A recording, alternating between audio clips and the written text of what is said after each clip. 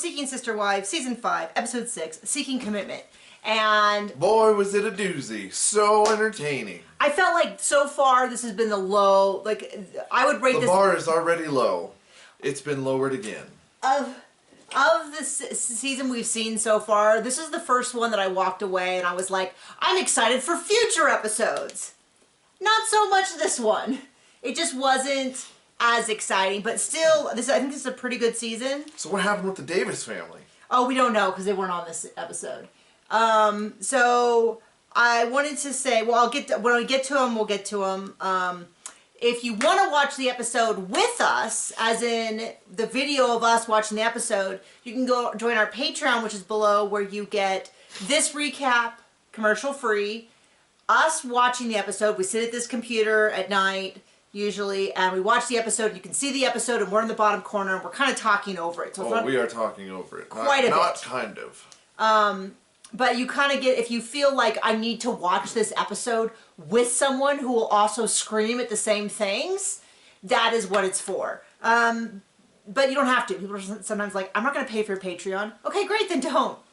I totally get it. I do not pay for anyone's Patreon, even YouTube channels that I religiously watch. I don't do their Patreon. I'm not that kind of person, so that's cool. But if you are, come join us at the $10 or $15 level. The $5 level is just a like 10 or 25. 10 or 25, sorry. We don't have a 15. Right. There's a $5 level, but the $5 level is literally just, I'm going to give you my money because I like you. And we will take it and buy food. Thank you to those people. So anyway, to dive into the episode,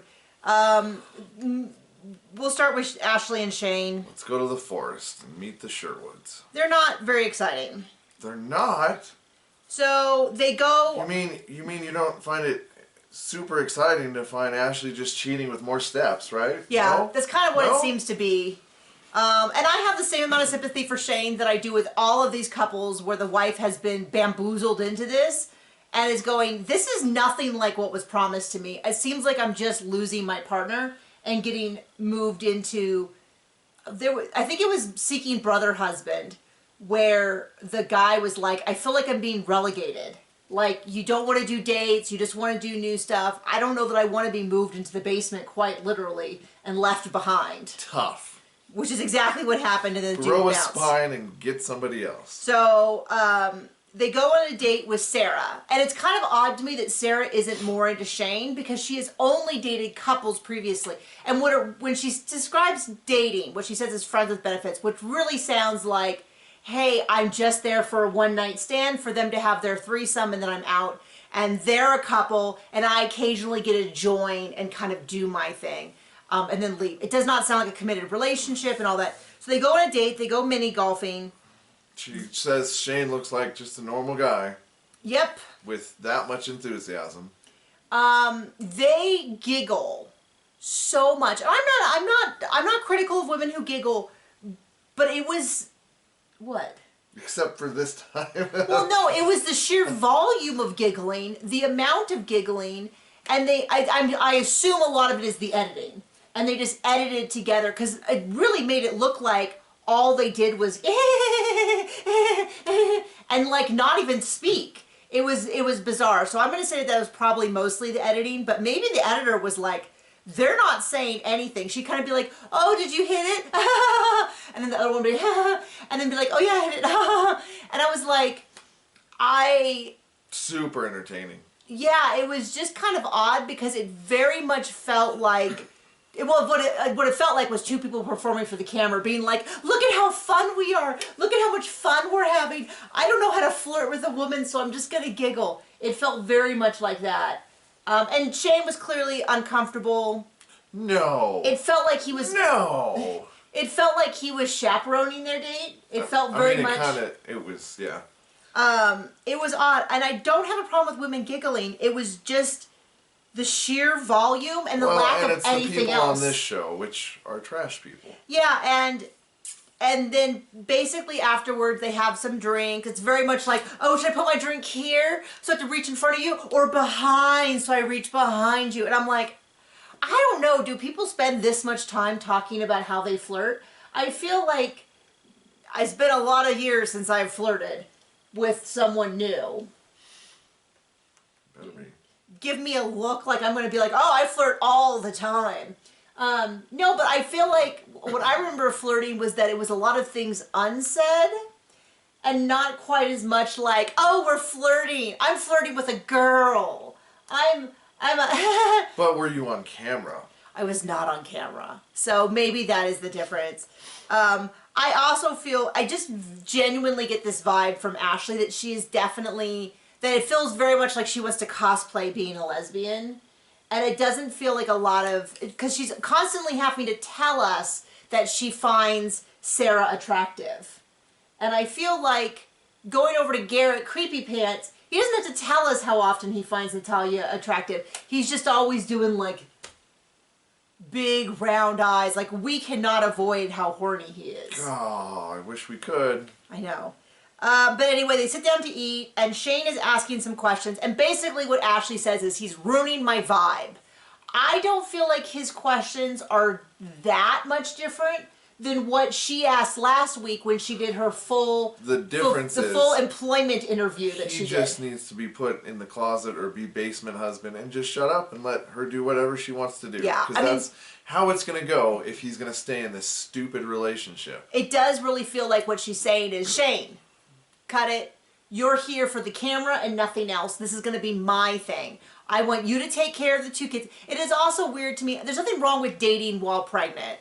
It does seem, though, that trying to find an additional partner when she's 7 months pregnant, a lot of people are like, oh, she just wants someone to take care of the baby. I haven't really gotten that vibe. It seems more like my guess is that she pictures Shane as taking care of the babies, and she will start her exciting new life. I had a couple of lesbians specifically comment, which I mentioned because I don't know about lesbian, who say it definitely feels like she went and got her guys so she can have her kids, and then is going to go on with her life of being with women. So what's the opposite of a beard? Shane. Baby better? Okay. Sperm provider? Oh.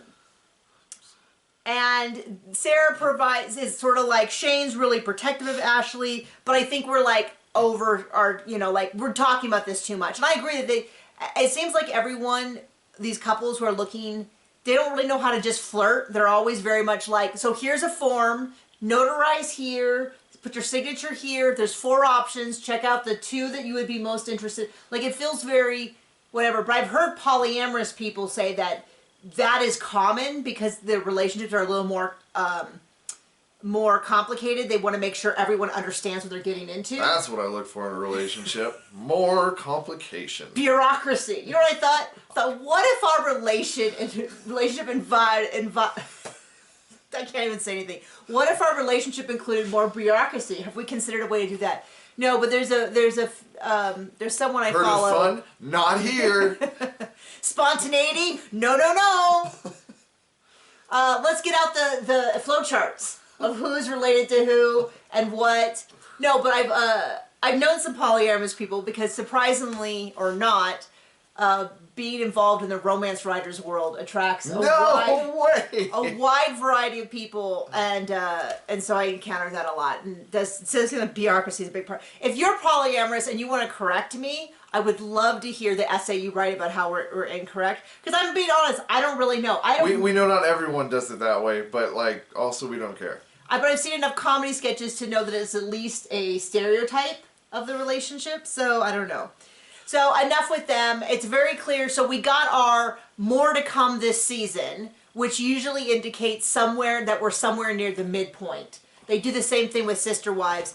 We're not going to be seeing this promise in the next episode, but somewhere before the end of the season, we see that he sits down with his buddy and kind of goes, I'm a little worried that Ashley's trying to leave me. And it's like, well, I hate to tell you this. Well, I have good news and I have bad news. Protect your assets. I have good news and bad news. Good news, you are very astute. I don't know if I should say that. Bad news. You're a little late to the party, buddy. I think he knows. And I think he just really loves her and doesn't want to lose his marriage. And the bad news is... You don't know what you're missing until you ain't missing it. I don't think it's... Okay.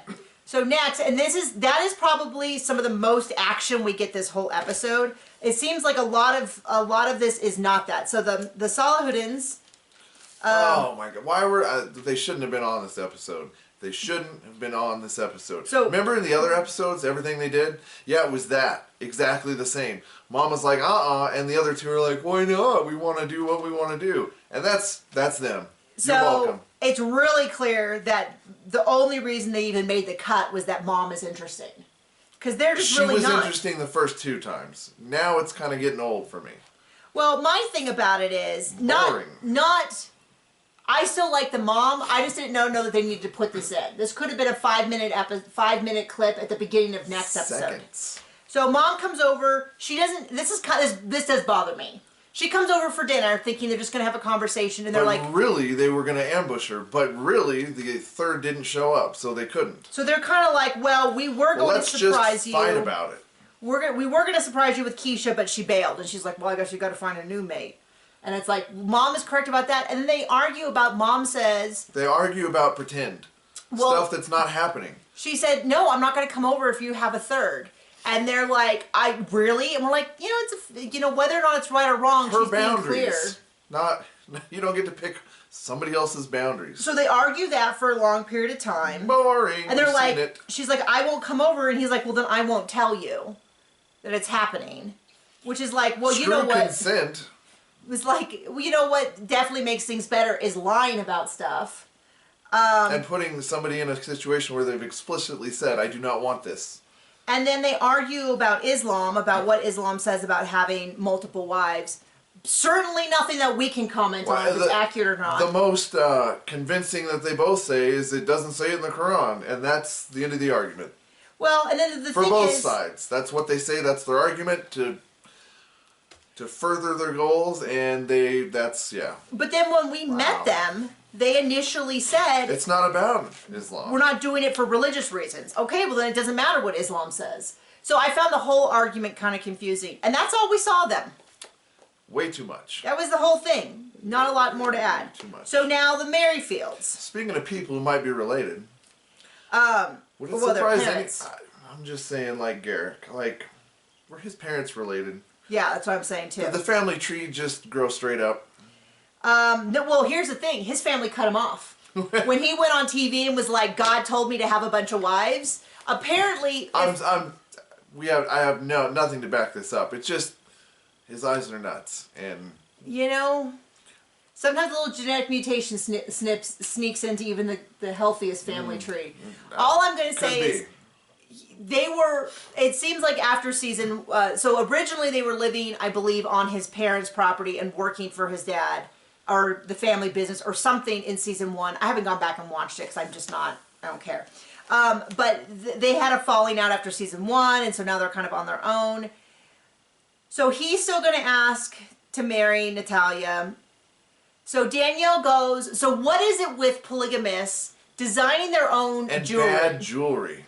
I'll say the only difference between his stuff and Robin's stuff is that she made really expensive jewelry like from silver. He seems to be using real gemstones and gold, but still just as ugly. Terrible. So picture with me, if you will, like an eyeball, like a that sort of shape, like an eye, with what we thought was a now I can't remember the word again. The sands of time. An hourglass in it. An hourglass made from 2 triangular diamonds. Well, what it actually is, it's a heart turned on its side this way, and a heart turned on its side this way, with the lobes overlapping, and then for whatever reason you put 2. So there's like, it looks like diamonds and rubies. And butts. It does look a little bit like a butt if you turn this way or that way. I mean, diamonds, that's the issue with hearts, is that any shape other than like just a straight up heart, like if you try to do anything too artsy, it does start to look like a little like butt. Gets a little fartsy. Gets a little fartsy. Too artsy, get you fartsy.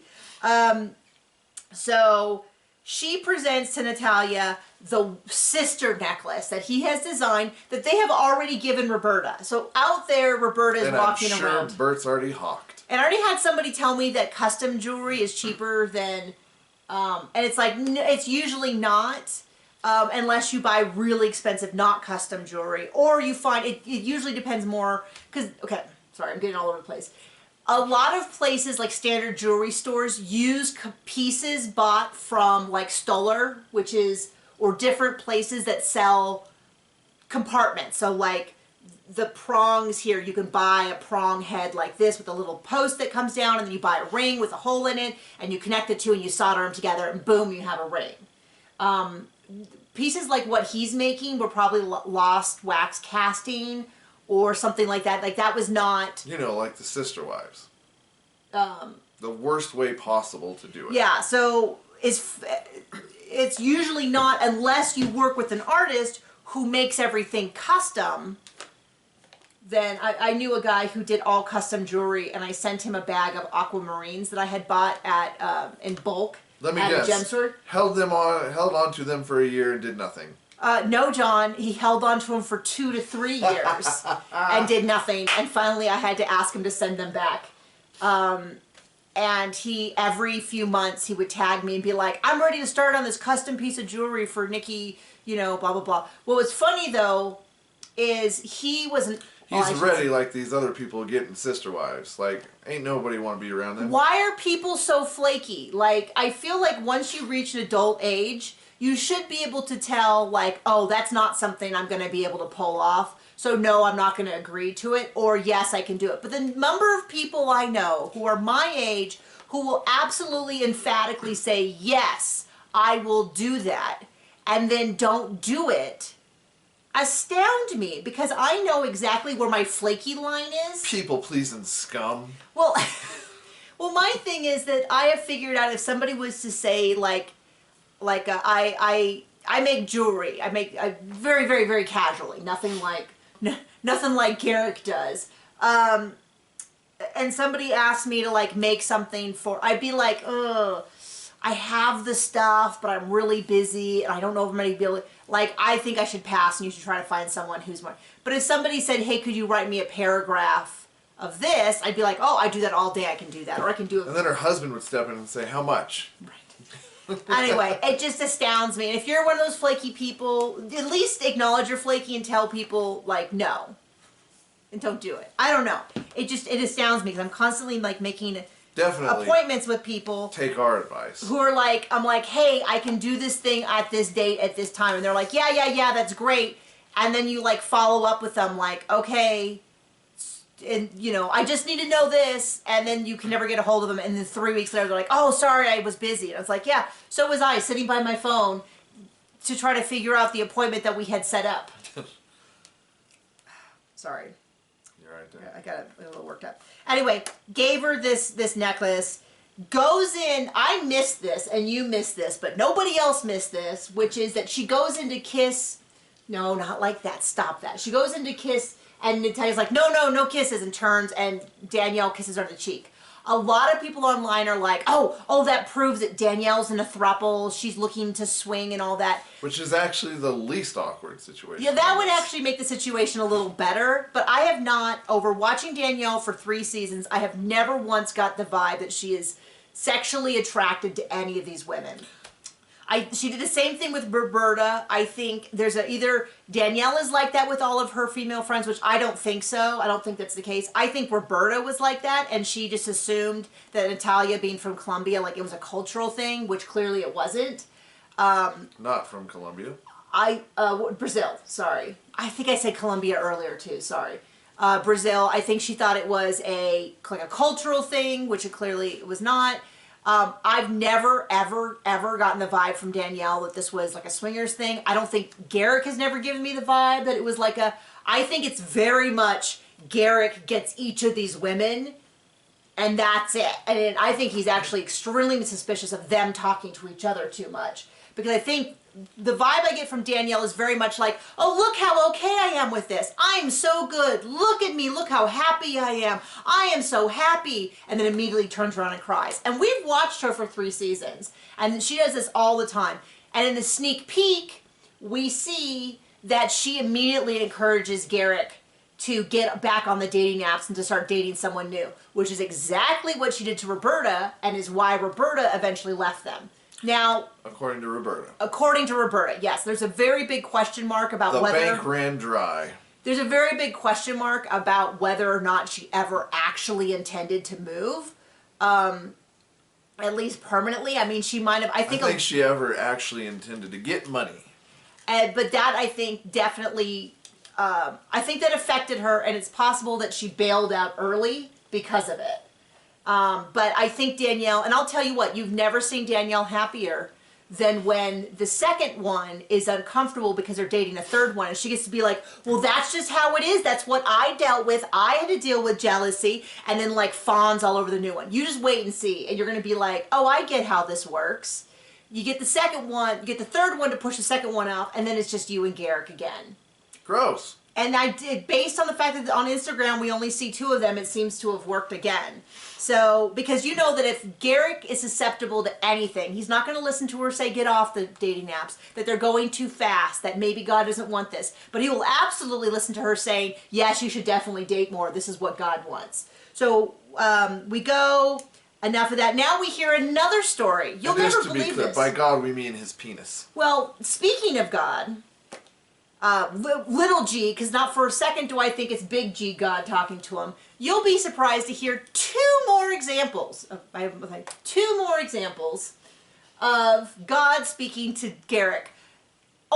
Telling him exactly what he wants to hear. Only about wives. Never has God spoken to Garrick about sin or helping the homeless, unless this is referring to poor single women in other countries. In which case, Garrick is all ears, and God is like, you know what? I don't know if he's all ears. Forget about the poor and the widows and treating your neighbor, all the stuff that Jesus said in the Bible. Have I got a message for you? And it involves that pretty soon I'm going to bring a rose into your life. And so he's made, it's a cocktail ring. It's a big, fancy, many people are saying gaudy ring. I don't think it's inherently gaudy. It looks uncomfortable. But, I guess I should explain. For those of you who don't know, I have a background in geology, which I got at UCLA, but also gemology, which is like a trade degree that you get through different places. So I have 99% of my gemology degree through GIA, the Geological Institute of America, where I know how to grade diamonds, colored, I need to take my class on colored stone grading, but diamond identification, I was just thinking about last night I should finish up my degree. Oh, no. I stopped to start the YouTube channel and to write books, which is also something you can do. I like eating, and we need to make money in order to keep eating. But as a big part of your gemology degree, it's very much like if you go to culinary school, where it's a degree that teaches you how to cook, but also how to run a business. A big part of the degree talks about stones and suitable settings for different settings, and for an everyday ring, they really encourage like a lower profile rings. You tend to want to have more durable designs because people are, as attested to by the huge bruise on my hand that I had from running into something yesterday or 2 days ago. The things that you wear on your bracelets and rings need to be sturdier with more high durable stones, whereas things like pendants, earrings, can be a little bit more delicate work. And that looked to me less like a wedding ring and more like a cocktail ring. So it's a very, very large center stone. I would say the center stone on that ring is the same size as my center stone, which is an expensive ring. And then he had, I'm guessing, specially cut rubies. My guess is rubies, they could be garnets, around his like 3D petals with like, I mean, like kind of shaped like a little bit like a pine cone would be, with like individual ones at different levels, and then it has her. But I'm like, that is going to get caught in clothing and hair. Everything, and it's going to scratch everything. The baby. So now she has gotten, I'm going to guess, thousands and thousands of dollars worth of jewelry. Plus how much day. money they gave her. He gets her 11 roses. So anyway, the 2 prophecies, God told him he's going to bring a rose into his life soon. By that he means Natalia. And they talk about how when they were in church, when they were dating, or were they not dating yet? I don't care. Back in the day when they were teenagers, God said, you need to go talk to Dannielle. She has a message for you. And he went to Dannielle and she's like, God told me we're supposed to get married. Now, I've actually met people who have done this. I was saying my best friend... And it always goes so perfect. My best friend in high school went to her parents were from a very, very charismatic church that was kind of similar to that. And I can't remember the story because I heard it 30 years ago, was that I think her dad got a message from God that they were supposed to be married, and they got married very, very young. And my understanding is that it was a very complicated, difficult marriage. No. So there you go. I don't know. It's not my place to say what God's telling to other people, but I will tell you, I don't think he's talking to Garrick. That's all I'm going to say. That's all I'm going to say is when all of your messages from God are about... Come from your pants. Are about having sex with new women, I'm just really low. And by the way, I can say that, yet to hear anybody else comment and be like, oh yeah, God's definitely talking to him. Even the most... Well, I'm sorry, but we can say whatever we want. This is our internet. This is our internet. Okay. So anyway, they get engaged. Danielle's real quick to be like, oh, I love you, sister. Oh, and it's like a picture of him and Natalia facing each other, and Dannielle kind of behind him like this. And I'm like, it kind of looks like the mother of the groom pictures, where it's the bridal party and them. So then we cut to later on that night in Dannielle and Garrick's room. And Natalia comes in, and Danielle's doing this double act of like, I am so fine. You guys are going to have sex. Oh, but yay. But then also not leaving the room. And they're a little bit like, okay, get going. And Garrick in great detail explains to us that he would never have sex outside of marriage. Oh, but by the way, they only count marriage as a commitment and it's not paper, it's not a ceremony in front of other people. It's just in your heart. And I was like, just admit it. It's like, just in his pants. It's kind of those things where they're like, what bothers me is the holier than thou. This is a religious edict. We are not like you heathens who just have sex before marriage. But then his definition is that they have a commitment. It's like, you know what? There's a lot of people who do not wait till have sex before marriage who use that same loophole. I would say there's people who just are like, whatever, sex is a thing. I can have it with strangers, with one night stand. But there's a very large percent of people. So you don't get to act like you're so much holier when in fact many people, it's common that they have sex as part of a commitment in a relationship. And him having given her a ring 3 or 4 days after he first met her, in person for the first time is not, I mean, this is like, I heard a story once, Danny Bonaducci, him and his wife met and she was like, well, I'm saving myself for marriage. It was their first date. And he's like, well, then let's go get married. So they got married that night and then had sex. And I was like, I don't know. I feel like, I don't know that you get to claim that you're that much holier than people who don't wait till marriage, if that's your definition. Let me tell you, another marriage didn't do so hot. So there you go. They kick Dannielle out so they can have lots of sex. Finally, she leaves. It does not. After being super awkward. Yeah. So anyway, nobody wanting her around. John is so over the show, and he's like, "Why are you taking so long?" So last one is our incredibly insane couple, the Ryan couple. I can't remember if I mentioned this last week. Oh, speaking of weirdos who have no idea what other people's boundaries are when they're clearly stated. Not such a great idea of consent. Who also has a partner who is also not that great. In case I didn't mention it last week, I think I did, but I can't remember.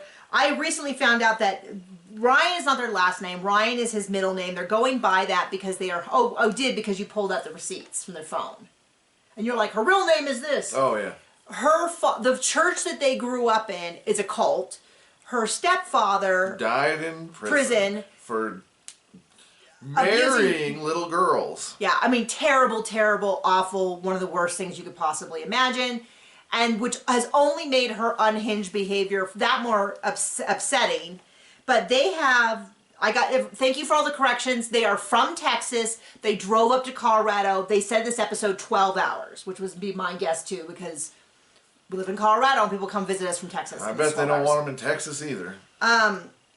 They go up, they are wrong. This gal is not that smart either, because she called him out of the blue and was like, I love you, I miss you, come visit me. And then a few days later was like, no. Any sane person should be like, okay, so we're not going. And also, this person is unhinged, is not, I don't know what she's going through in her life, but it is not great.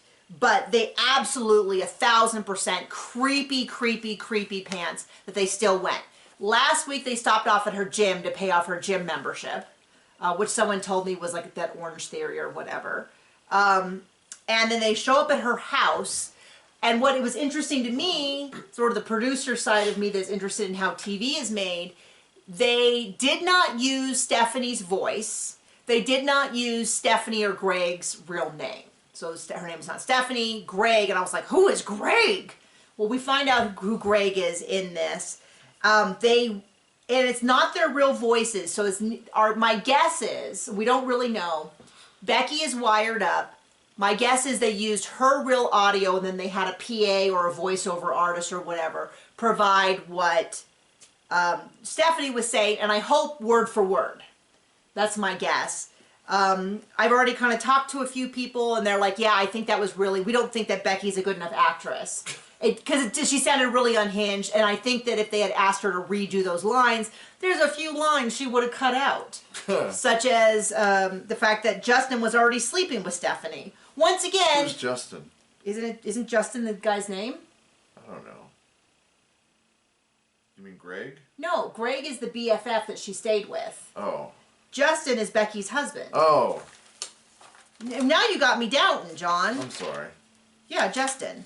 So Justin is the creepy husband. Gotcha. We don't know who Greg is. Well, when we find out in this episode, okay, so they show up at the door. It's all blurry. You could my first thought was, I wonder what Greg's going to think when he watches this episode. But we don't know if he'll ever see it because they've changed his name. They've changed her name. They've hid both of their voices. Oh, not Greg's voice because he never spoke. But anyway, so Becky runs up to the door and is like, hey, and she's like, why are you here? And she's like, well, you invited us. And she's like, and I told you not to come. And she's like, yeah, but we wanted to find out what was really happening. And she's like, I don't want to be with you guys. I want to be with Greg. And she's like, oh, you told me that you weren't sexually attracted to Greg, that he was just a friend, that you weren't interested in him, and you wanted to be with us. And I was like, oh, good luck, Greg. And she's like, no, I don't. I want to be with Greg. I'm sure that's going to change her mind. And she's like, were you sleeping with Greg?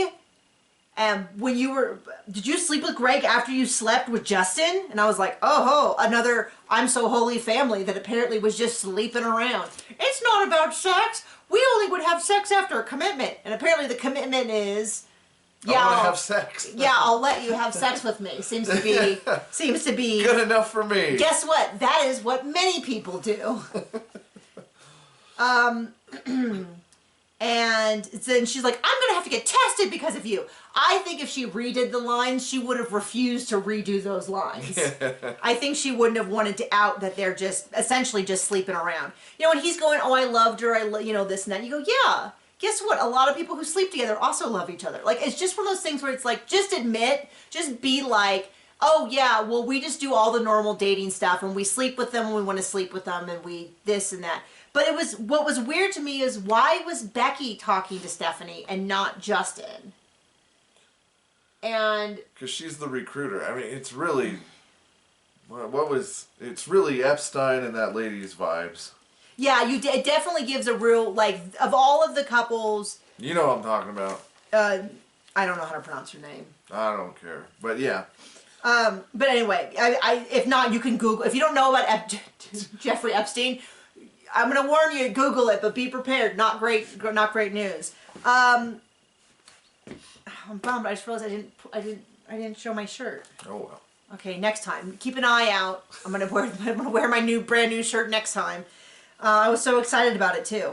So they go back and forth. She's like, I don't want to be around you. I don't want to see you. First of all, though, I gotta say this in no way excuses the Ryans for being creep-tastically, boundary stomping, not really understanding consent being recalled, any of that. Stephanie, I mean, but you kind of go, you know what, birds of a feather. Like, it doesn't surprise me that the one lady that they hit it off with really well doesn't seem to have a great grasp on reality. Sanity. Yeah, I mean, because why in the world did she call them up a few days ago and be like, I love you, I want to be with you, and then this. Doesn't sound like she's this great winner either, but that is no way, shape, and sometimes people get weird about like, oh, you're picking sides and you're saying they're good people. I'm not. They can both be bad. Two donuts can be bad, and you can acknowledge they're both bad without saying the other donut is good. I don't know if donuts can be bad. They're donuts. Poop sandwiches? Okay, that can be bad. Okay, yes, in most cases, poop sandwiches are bad. Not most. So anyway, this is what really threw me off, was she got back in the car and he's like, well, what did she say? And she's like, she's done. We're done with her. And he's like, okay, what did she say? Well, I shouldn't tell you. She should be telling you. And I thought, then he should have gone to the door. Like, this doesn't make any sense. You can't go up, have this conversation, come back, have this conversation for him, and then she's like, I'm not gonna have a friend. And I was like, you know what? They have these great things called friends who don't sleep with your husband. Many of us have tried it and liked it. To be fair, who wants to be her friend? I mean, that might be it. I mean, and certainly the environment she grew up in was terribly, terribly broken. But I'm just like, they're always like, she was gonna be my friend. I have loads of friends. I have casual friends. And how many of them do I sleep with? As far as I know, none. Do you want to update that number? Yeah, still none. Still none. Not friends with any of your exes? Hell no. I don't think we're friends with any of my exes. Don't think too hard. You might break. Well, I didn't sleep with any of them. So that also answers that question. So, yeah, it was just the whole thing. Then she kept insisting over and over and over again that she wasn't going to tell him what she said because he should be the one having that conversation. And I'm like, well, you know what would have been a great time to have that revelation was before you went to the door to talk to her. Because let me tell you this. Stephanie's not going to, you show up at her doorstep with not just show up at her doorstep, which is creepy enough after a 12-hour drive. I'm being told not to, in very explicit terms. Showing up with a camera crew. With a camera crew. After she's explicitly said that one of her big factors was, and then they're very much like, oh, that Greg. He was the one who told her he wouldn't be friends with her if she got hooked up with some polygamists. And I'm like, yeah, because he was trying to bang her too. Like, I mean, it's just, you lost. That she likes this other guy. You can be with her all the time. I don't know why. I don't know. I wish that the camera crew at least could have spoken to her about why did she call him up a few days earlier and be like, I love you, I want to be with you. Because she got in a fight with Greg. Yeah, thank you. That seems really super obvious and I should have gotten that right away. So anyway, there you go. Things to look forward through the rest of the season. Dannielle, them dating again, and I assume Natalia getting really upset. The Salahuddins go on a date and they're like, and the wife is like, oh, by the way, you're not going to be intimate. We can't do one-on-one dates. And then him being like, I don't know. I think maybe we should do on one-on-one dates. Yep. Sorry, this is where you get basemented. Man, and this is the thing. This is where your opinion matters not anymore. And I know she's surprised, but as someone who's watched 5 seasons of the show, I am not surprised. Could have told you it was coming a month ago. In fact, I think we did. Yeah. I think we did a whole video on how this plays out. And almost every time, it plays out that way. The exceptions where the wife genuinely is like, hey, go have a good time. It usually comes out that they're not like the Snowdens. Not such a great couple as in abusive. So kind of watch out all around. So the Winders seem cool, but they are long gone. The Bryanies was in the first season. They're long gone. And I guess the Davises are it. And they're not doing so great. Okay, so thank you for joining us. Bye.